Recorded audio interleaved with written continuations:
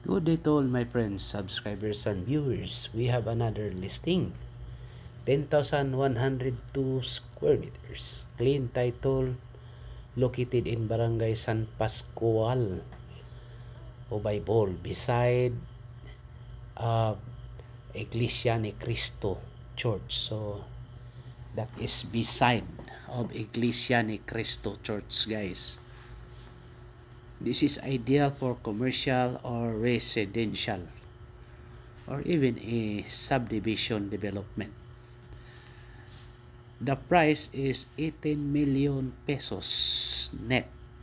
So this is net price, net of all price, or 18 million, meaning owner will receive the 18 million pesos.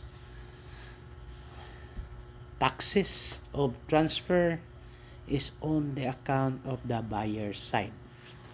So this is the property, guys, with 35 meters wide frontage. Ubay is a northern part of Bohol province, which is around 2 hours drive from Tagbilaran City and Panglao International Airport. So this is a northeast side of Bohol. But Ubay is a progressive, very progressive town. It has so many commercial establishments like soon to open Pure Gold Mall,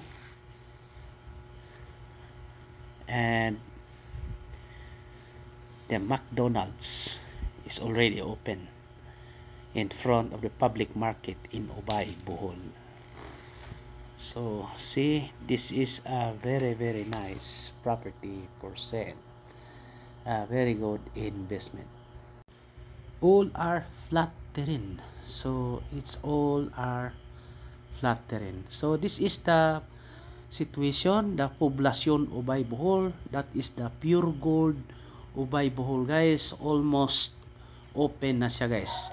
According to them, it's on February next month. So it will be open, and this one is the McDonald's Ubay. Okay, so it's very nice to have a good investment in Ubay.